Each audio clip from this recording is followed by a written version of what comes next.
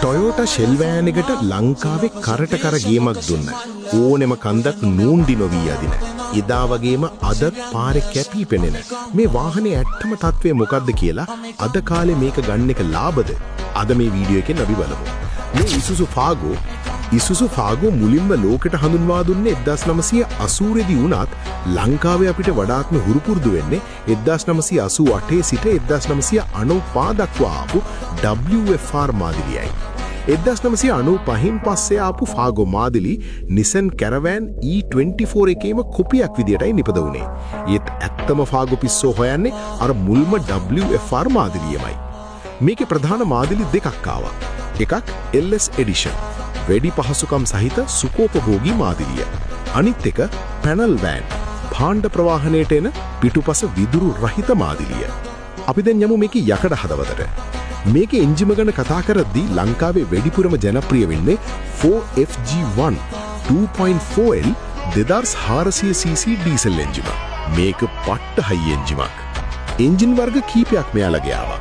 4FG1 2.4L වැඩිපුරම දකින්න ලැබෙන නඩත්තුව ලේසි එන්ජිම. 4FB1 1.8L පැරණි මාඩීවල ආපු එන්ජිම. 4JG2 3.1L පස්සේ කාලේ ආපු බල සම්පන්න එන්ජිම. වේග 5ක මැනුවල් ගියර් පද්ධතිය සහ වේග 4ක ඔටෝමැටික් ගියර් පද්ධතිය. විශේෂයෙන්ම මැනුවල් ගියර් පද්ධතිය කඳුකර පාරවල් වලට කියාපු බහන්නේ. අපි දැන් යමු මේකේ බොඩිය පැත්තට. ටොයෝටා ෂෙල් වෑන් එකට වඩා ෆාගෝ එකේ බොඩිය මදක් දිගු පෙනුමක් ගන්නවා. ඇතුළත ඉඩකඩ ගැන බැලුවොත් LS මාදිලි වල කරකවිය හැකි ආසන, රොටේටබල් සීට් සහ ඩුවල් AC පද්ධතිය එනවා සහ හයි රූෆ් වල උස වහලේ නිසා ඇතුළත හුස්ම ගන්න ලේසි, ගොඩක් හිර වෙන්නේ නැහැ. ගොඩක් දෙනෙක් අහන ප්‍රශ්නයක් තමයි මේක තෙල් කොච්චර කරනවද කියලා.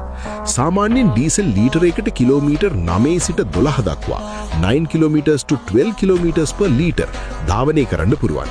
මේ වාහනේ නඩත්තුව සහ පාරේ ස්වභාවය අනුව වෙනස් වෙන්න පුළුවන්. අද වෙලකුට ලංකාවේ මේ වාහනවල මිල තීරණය වෙන්නේ තත්ත්වය අනුවයි.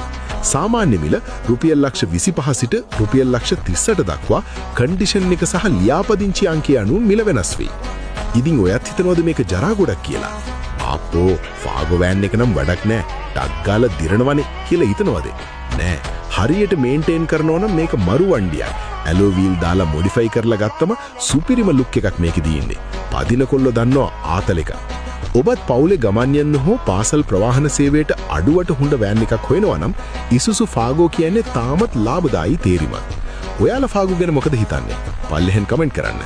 මේ වගේ වාහන විස්තර බලන්න අපේ ඔටෝ හබ් පේජ් එක ෆලෝ කරන්න අමතක කරන්න එපා. සුබ දවසක්.